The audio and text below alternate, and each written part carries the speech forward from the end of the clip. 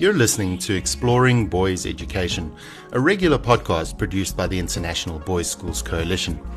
I'm Bruce Collins, and it's a privilege again to be your host as we dive into the topics that are important for teachers and leaders in boys' schools and for parents of boys.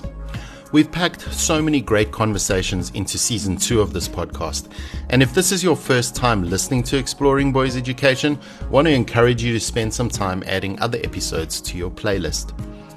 In this episode, we connect with colleagues around the world to speak about boys and sport.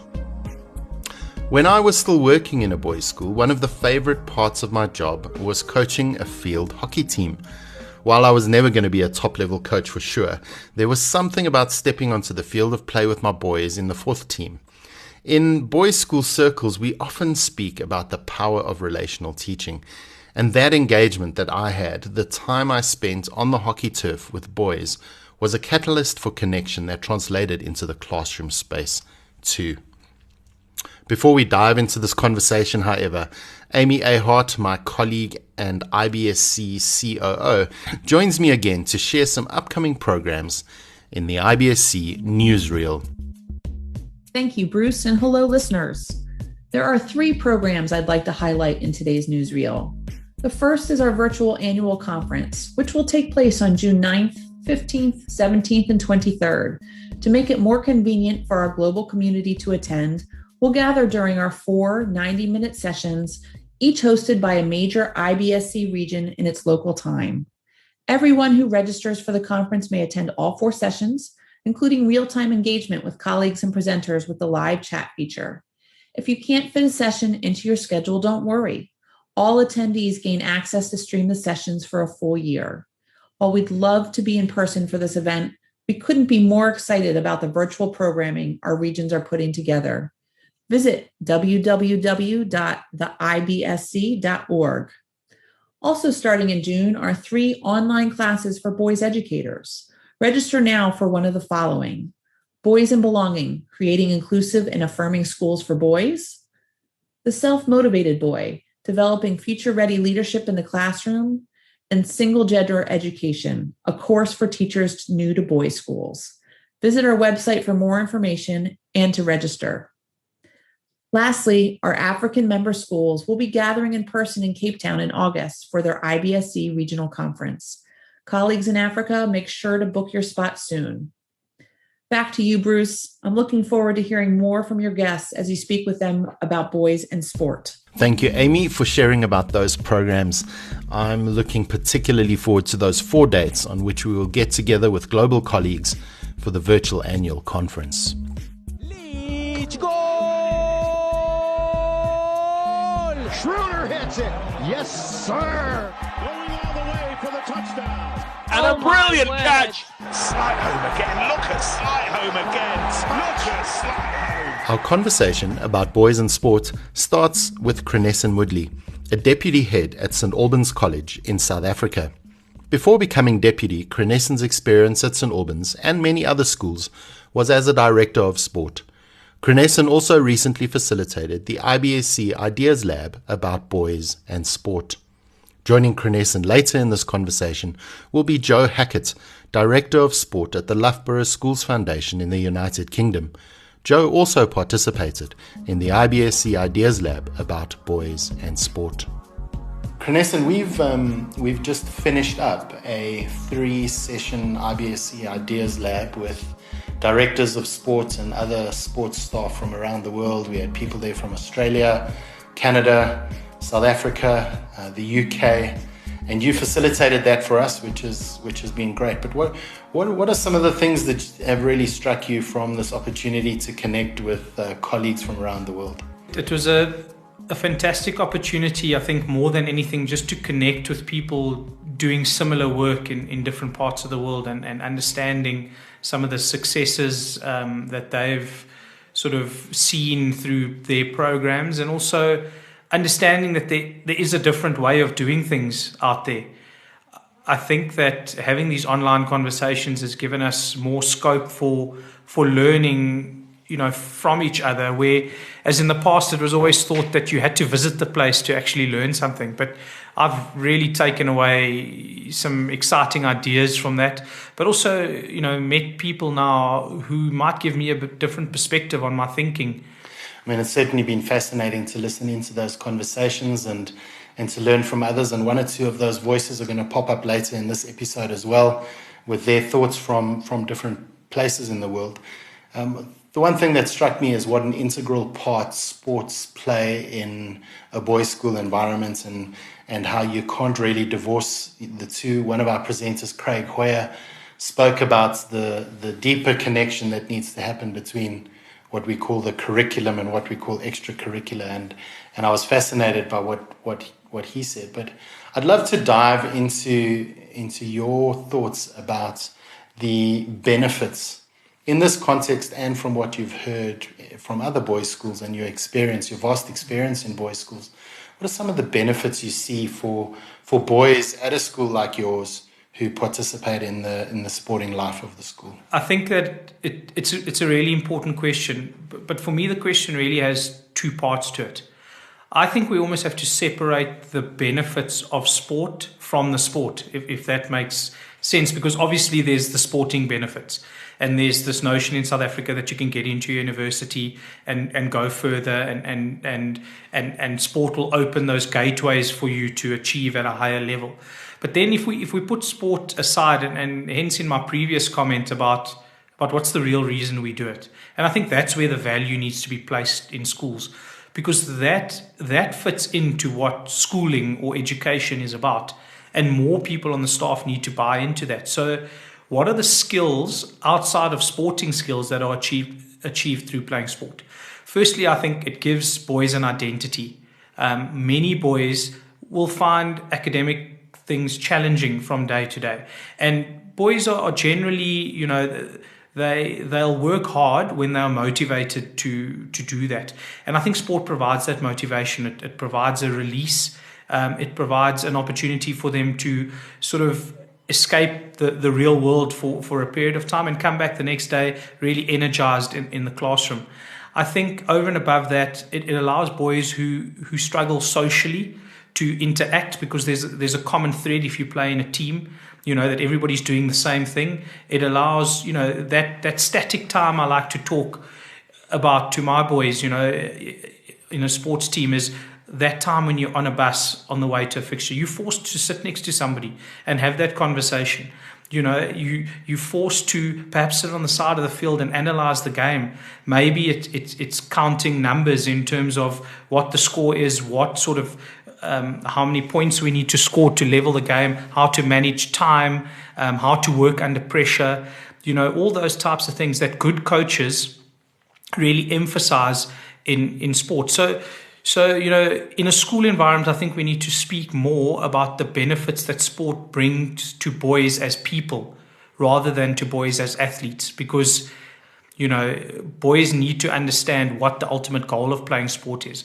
And I think that to make you a better boy in society is probably the ultimate goal, because you can learn some really valuable lessons of, winning teaches you some valuable lessons, losing teaches you valuable lessons. I mean, we had a game just this past Friday where my boys were 3-0 down and came back to level the game 3-3, and then we lost 4-3 with a minute to go. And actually the game and the score wasn't really the talking point. It was sort of how they were feeling after that. And then that's a way boys don't engage about their emotions.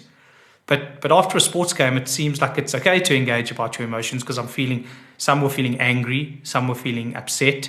Some of the boys were blaming themselves because they were sort of the cause of the last minute to go that way. The goalkeeper was in a different space, and boys were just learning to wrestle with emotion there and really express that emotion to the team, which I think boys don't do in other areas of the school. You never get to that deep emotion in a classroom where boys really express the way they feel about a result or about the way something's gone. So I really think we need to start talking more about the benefits of sport to the boy as the individual.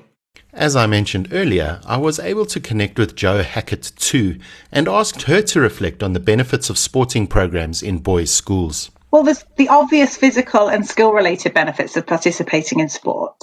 However, I think that the main impacts, especially in today's society, are around the social and the psychological impacts and the benefits that this can have. I would say, from my experience and people I work with now, it's quite evident that boys especially have very high energy levels, and a whole day inside can impact on this. They need an outlet for that energy, and sport, as I see it, is a safe and controlled outlet for their aggression, for their assertion, which in turn I've noticed, helps reduce behavioural issues within school. Alongside this, I would say that boys, speaking as a female, I think I can probably say this, but boys are often naturally more competitive. And let's be honest, life is competitive. And sport is a safe place for them to test and learn how to manage and to direct that competitiveness. It teaches them how to lose, how to respond to failure, and how to respond to a challenging situation, how to be able to, test themselves somewhere that it's safe, somewhere that actually the fear of failure is not going to be a massive impact. Alongside that, I think, especially for boys, sport develops a real sense of discipline and a sense of a bit of a hierarchy, if you like, with coaches and referees and how they have to respond to different people in positions of authority. As well as how to direct their respect towards people, and how it's a way for boys to understand how you have to be able to earn respect. I think sport gives boys opportunity to develop, the obvious skills, your teamwork, communication, working with others, the respect. It will help them to develop their self-belief and their self-worth and take them out of their comfort zones. A chance to test like leadership skills, which could be crucial for them in later life. It's very unlike any other subject in school. The boundaries are removed and there's a chance to try something different. So, I think it's, very, very, very important to help boys grow in their understanding of themselves as they develop through their school life. As you've spoken, it's almost like you're selling the obvious benefits for any school to have boys engaged in sports, and for that not to be sort of, we often talk about extracurricular, but in some of our conversations in the Ideas Lab program, we've been talking about this integrated approach to seeing sports as part of the curriculum and adding to the curriculum rather than taking away. And I think many boys' schools are intent on developing the whole boy, and you've outlined some of that now. What are your thoughts about some of the coaching philosophies as people approach coaching boys that boys' schools can adopt to make these things possible, to develop the whole boy, to develop those things you were talking about? My experience today, I would say that the staff that I've worked with are very, very good at coaching skill. They focus on the sport topic and the activity and striving for results. And the focus is not always associated with the whole boy and the wider concept. And actually linked to that, I wouldn't say necessarily this is a philosophy, but I have introduced a program into all of my schools, and we've called it the WELL program. It stands for Wellbeing and Exercise for Learning Life Skills. And we've directed, part of the idea of this concept is that we deliver the concept, we deliver the topics through sport. So if I gave you, for example, if the topic area was leadership, I would set my lesson out focused on leadership, and I would use sport to deliver that concept rather than plan my session around what pass I was going to deliver in rugby or hockey or whatever. So for example, another one would be like gymnastics. I would not plan a lesson on flight in gymnastics. I'd plan the lesson around risk taking, and therefore use gymnastics as the medium to deliver a unit on risk taking. So, and using sport, like I said before, you can take these boys out of their comfort zone. So I don't know if it's necessarily a philosophy, but it's a different way, a different approach to delivery. But what I would say, this is quite an unusual approach for a lot of sports teachers, especially very experienced sports teachers, who have always focused on the sport and the content and on the result often. And in society at the moment, that is changing a little bit. But for me, I think as long as all the students are challenged and you have a full range and choice in your activities, opportunities for competition, but more importantly, the chance for boys to make their own decisions and to develop the ability for decision making. Your program will develop and the boys will get quite a lot out of it. But it is very much, I think, about changing your delivery style. We have this conversation casually with many of the sort of guys who are starting to, maybe I must call them middle-aged on the staff, because you start out your coaching career and we focus on winning. There's no doubt about that. You sort of winning is part of our culture in South Africa. That's what we want to do. But as you mature in the role of coaching sport and you start to see the add-on benefits of boys being involved in sporting programs. And I think, like I mentioned earlier, sort of trying to separate the sport from actually developing the whole boy. And that comes with maturity in the workplace. And I think far too often we think that students straight out of university coming into teaching have that natural ability. But I don't think, I think it takes a good few years to really establish yourself as a staff member who coaches first. Because I think many guys coming out of university want to establish themselves as coaches who can be reckoned with in the sort of top circles of coaching. And often that's at the expense of developing the boy, because you're quite results focused and you want to win. But as you start to settle and you realize that sport's about a lot more than that, and you're comfortable, and we talk a lot about development of boys, but I don't think we spend enough time talking about the development of coaches.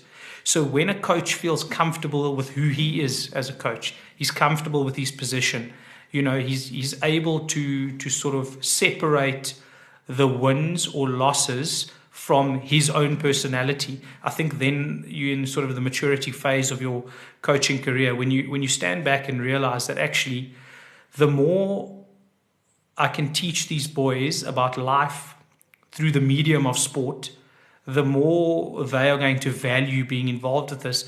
And again, we're playing the long game. We're not playing the short game. So yes, the short game is to obviously try and win and be successful this year. But the long game is for a boy to turn around in 10 years' time and he comes back to the school and say, so I remember that conversation in a bus that we had about a game which eventually turned out to me talking about disappointment, which led to speaking about disappointment in my family life, which meant, I really started to speak openly about things, and I was able to come forward with some things that were really bothering me.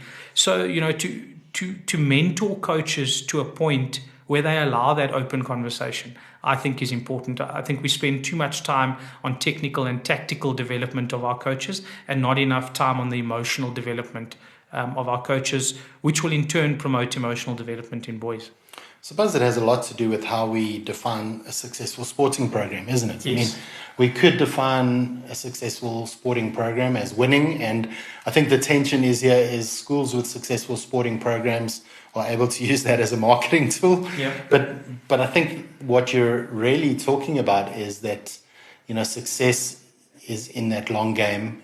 Even as boys leave our schools, will they be resilient? Will we have developed their potential? Do they have confidence? Do they understand their leadership abilities? But I'm wondering about this because I think a lot of schools wrestle with this, and I picked it up in the Ideas Lab, is there's often this tension between the elite athletes in your school and those boys who are participating and enjoying it. I think, where do we land as boys' schools? Do we focus on developing the elite athlete? Do we go for participation? Is it a balance of the two, or do we not even have an answer to that question? Again, for me, it comes down to coaches' education and employing the right people who head up your programs, who understand that the old adage that you're only as good as your weakest link, and I don't like to use the word weakest, but when you think back that maybe it's unique to a small school like ours where every boy counts. We can't afford to leave any boy behind. So if we're living that as a sports staff and we're living that as a staff, we realize that it's just as important for the D team player to have a positive sporting experience as it is for the first team player to have that experience. Because the success of sport, a sports program in schools for me, is where there's a culture of participation and a culture of passion for the program. So even if you're the under-14 D hockey team, you are living the success of your first team doing well on a Saturday. And there, what does that generate? It generates belonging, and when you feel like you belong to something, you want to do it more often. And if that's your space where you belong, then boys will generally gravitate towards that space. So, out of the Ideas Lab, some people spoke about competitions between sports in schools. And there's no doubt that boys gravitate to sports where they feel like they can make a difference. Do you know, this is the biggest challenge that I think every director of sport faces. So a school is judged on their sporting prowess by their results. So ultimately, your teams need to be performing well. However, that doesn't take into account the child, and in this instance, the boy. And it doesn't take into account that, are you hitting every single student?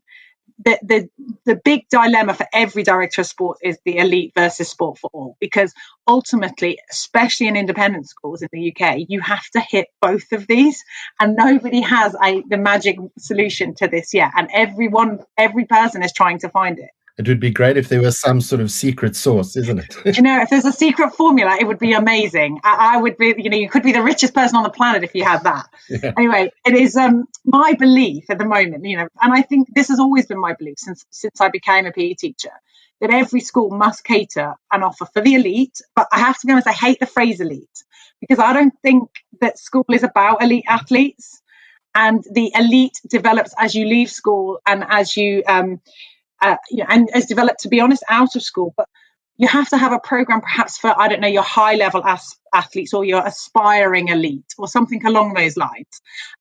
But more importantly, you have to have a sport for all program. Boys more than girls, in my experience, will go to an activity they want to go to.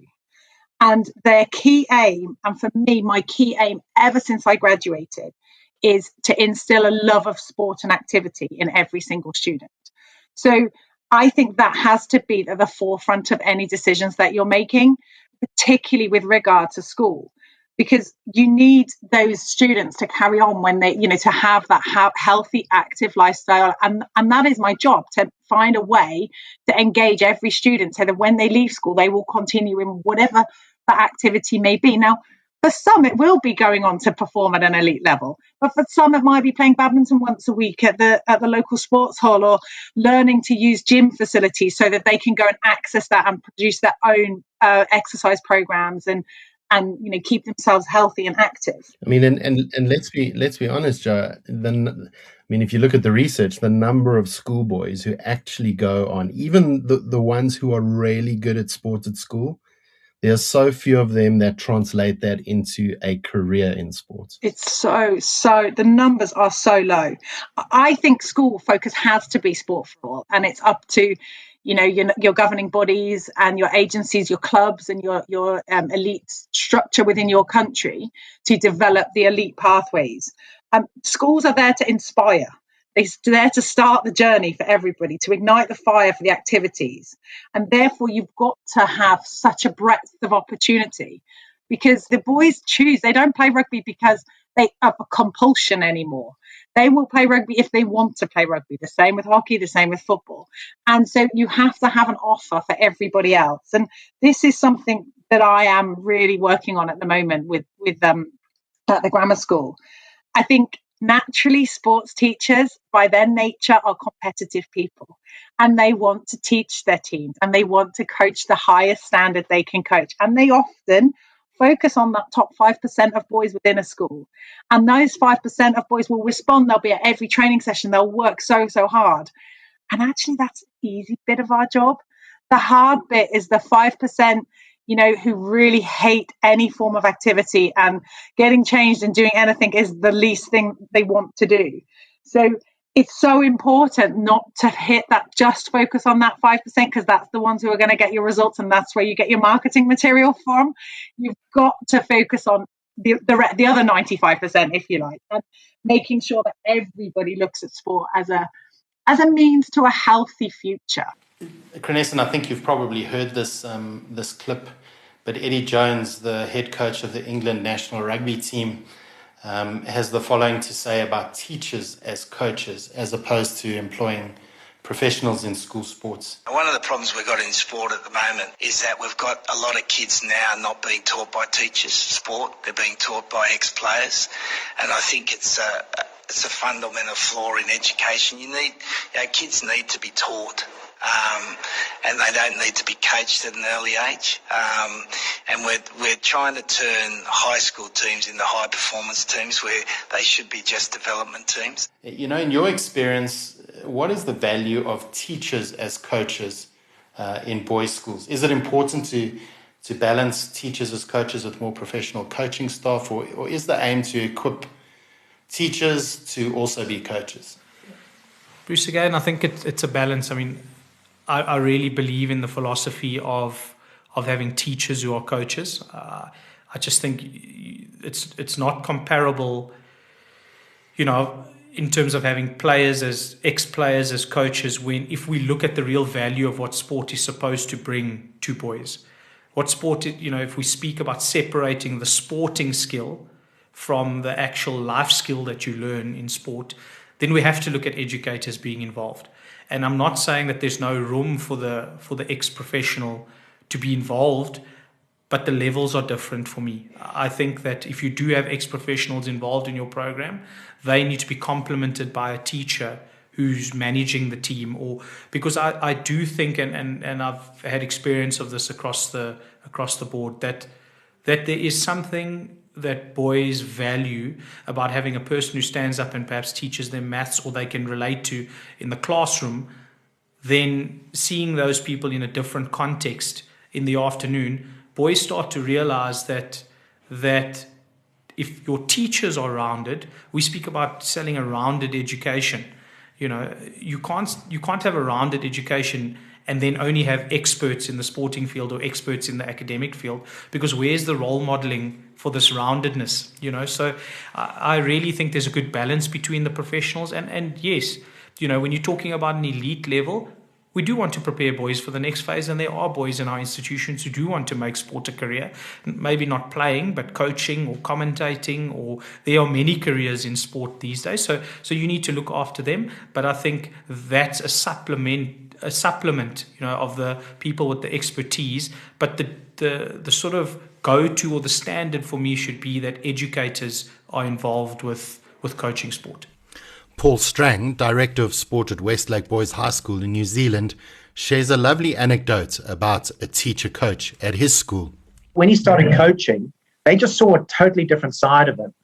And he saw leadership and he saw strengths in them that he could then, in the classroom, he said, I saw you showing some leadership on the rugby field. How about you become one of our class leaders? And suddenly this kid wasn't back corner anymore, looking at his watch, and so I think those little things, and it'll be different for every coach, but the role of a teacher coach, and even if it's someone who just rinses and repeats every year, he has the same class every year, and then new kids come in and he just runs the same model, that's all it needs to be. I've been fascinated by the conversations with sport and athletics staff that I've been part of, both for this episode of Exploring Boys Education and the Ideas Lab program we hosted.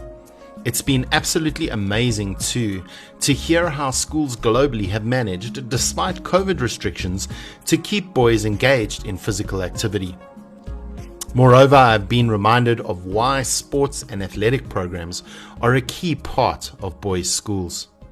I'm sure you would agree the health benefits are obvious, but the host of skills developed in the process are also key. Athletic programs in boys' schools are about developing the whole boy, which really speaks to the vision and mission of many of our schools. Sports also lend themselves to relational teaching and can give boys the space to be more vulnerable than they might be elsewhere. As a result, sports can affirm boys and give them an opportunity and a space to belong. Lastly, I've become keenly aware of the wonderful people, both educators and athletic staff, in IBSC schools who run amazing sports programs for boys. Crescent and Joe, who contributed to this episode, are two of those people, and I am really grateful for their time, expertise, and input. Thank you for listening to this episode, and I'd like to encourage you to feel free to share exploring boys' education with colleagues and parents at your school. We want these conversations, this one and others that we've had in season 1 and 2, to be a resource for all who can benefit from the insights shared by our guests. But for now, until our next episode, keep safe and well.